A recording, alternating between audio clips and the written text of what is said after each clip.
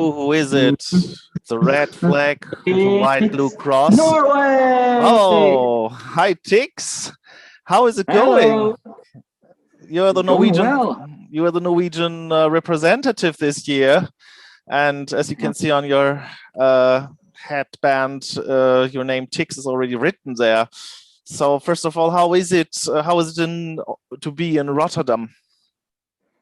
It's insane that we're actually here, but yeah, it's been really busy. Really busy. I can imagine. Do you feel the Eurovision vibe already?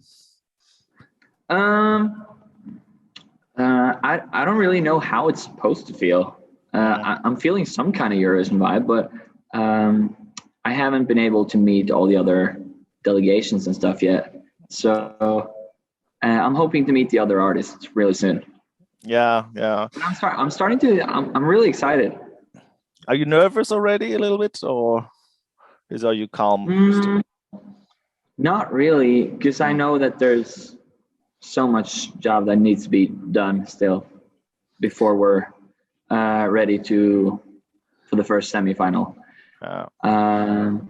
So yeah, I don't have time to be nervous.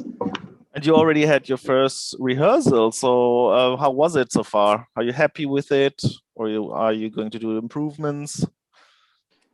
A lot of improvements to be done. Really? This was like more of a some practice for me, this first rehearsal,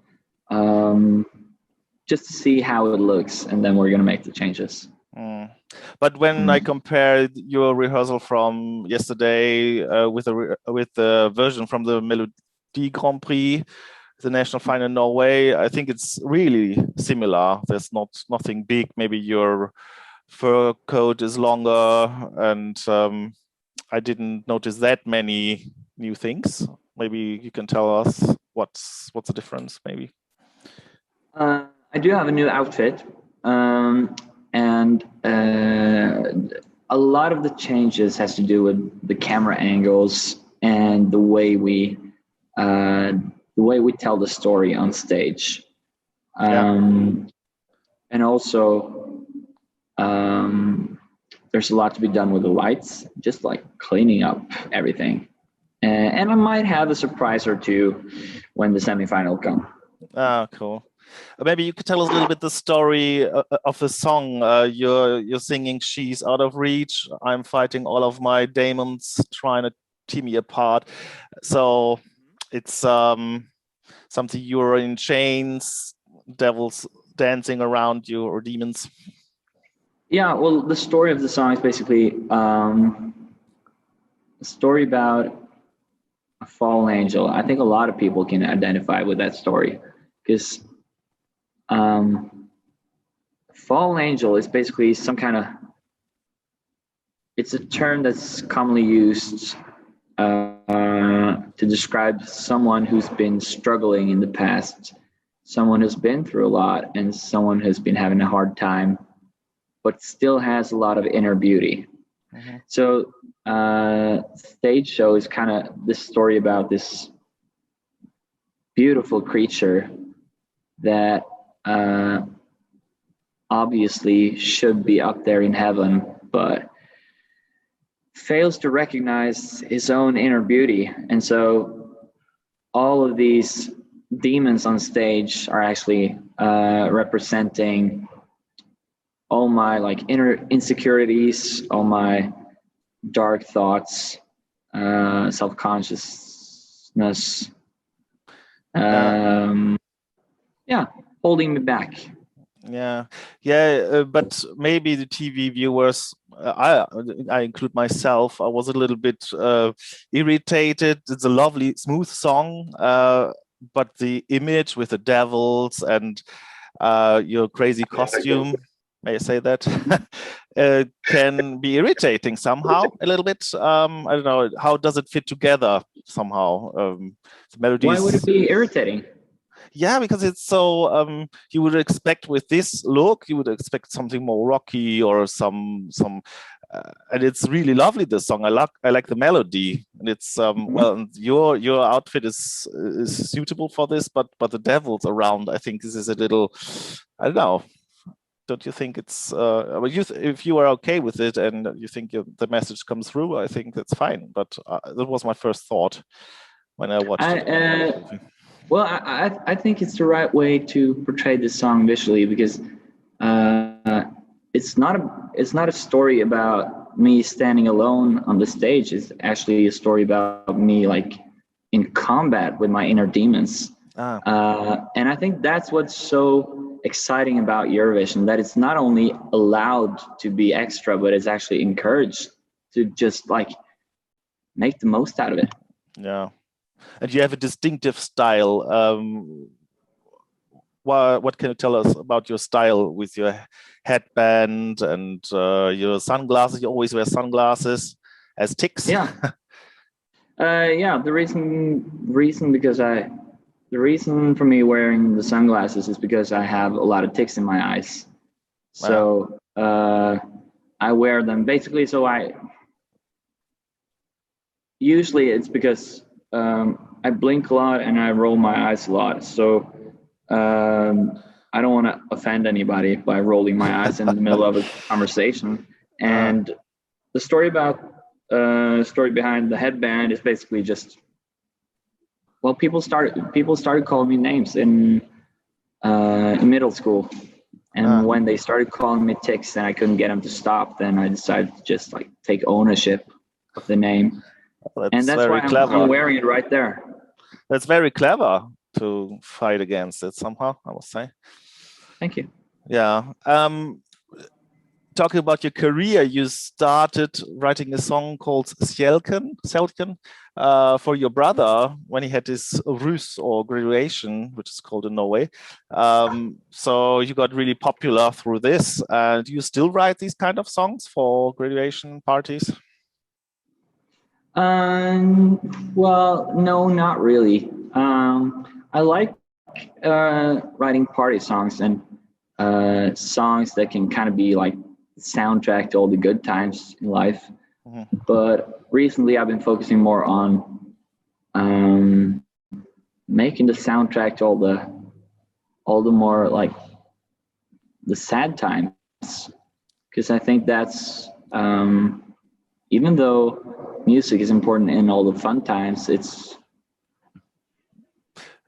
I think my message and my story, it comes across a little easier. It comes through a little easier with the sad songs. Yeah, you also wrote a Corona song, this quarantine song. Yes, I did. It's funny. Yeah, and you also have been working with Ava Max. How did this come that you work with such a huge star in America? Well, I'm signed to a publishing company in Los Angeles because they heard my melodies and they really liked my songwriting, and so "Sweet But Psycho" was the first song I made with Ava. And that song basically started out with the melody.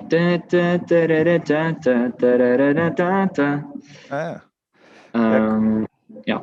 Yeah, cool. But there's also a little controversy when your first song Selken has been in the Norwegian charts. It's also polarized a little bit because people criticize the song or the lyrics or the message behind it, that it should lead to alcohol and sex abuse somehow. So, and this is the image of TIX, but you're a different person. Like your real name is Andreas Haukeland as a normal citizen. So there's a little controversy. Can you tell us about this? Well, not really that much. Not at all. Even though it might seem like it. The thing is, there's always going to be like controversy around like the party culture. And I guess the character TIX, he kind of emerged as a contrast to the real me, to Andreas. Yeah. The insecure insecure boy with Tourette syndrome that really didn't want to stand out at all. As a kid, I was really shy, and I was just doing my best to fit in as well as I could. But it was hard to fit in when you have Tourette syndrome.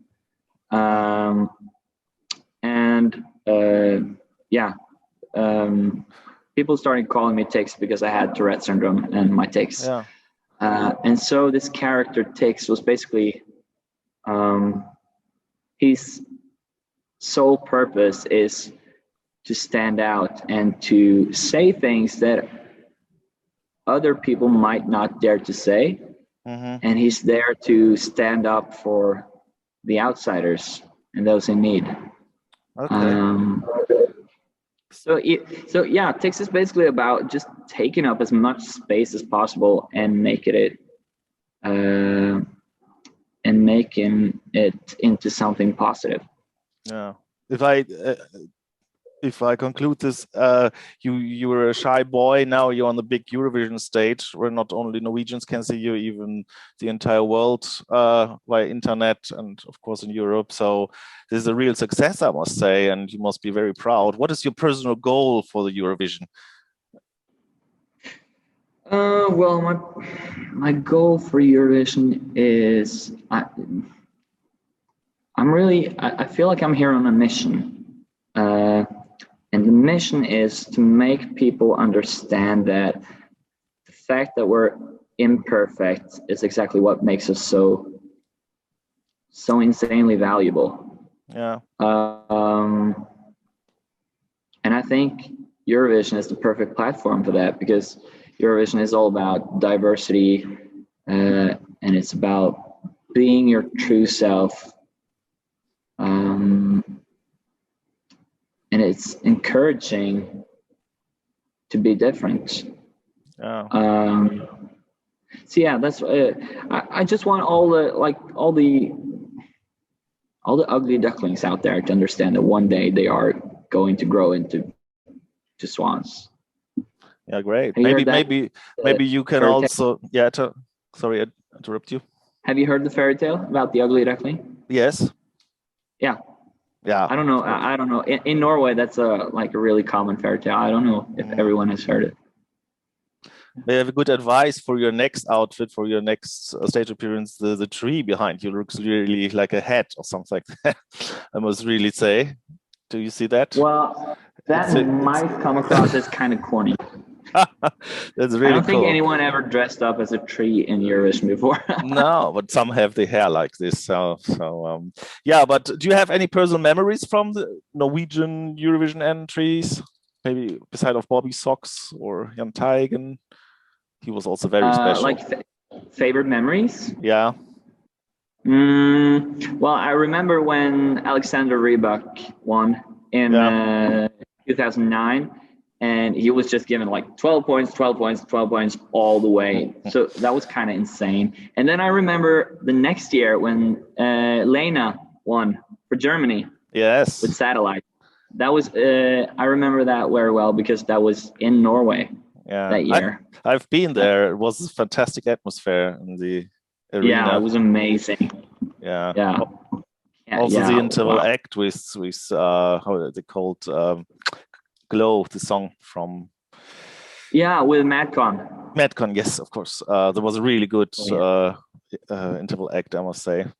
I hope that it will be nice in Rotterdam as well, and that you can also enjoy a little bit of the city. I know it's probably not allowed, but if you meet some other singers, do you have a last message for our viewers or for your fans?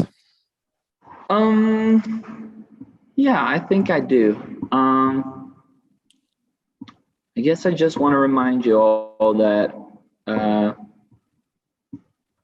I hope you're having a good time watching Eurovision. I hope it's going to be a fantastic experience. But I also want to say to those of you who might not be having a good time right now, if you're having a hard time, remember that it will either be okay or it will go away. Yeah, cool. Many thanks. Tusen Tag, TIX from Norway. Thank We you. wish you a lot of 12 points as well, and that you really enjoy this and take this for yourself as a great challenge and a good, it's a big step, I think. Thank you.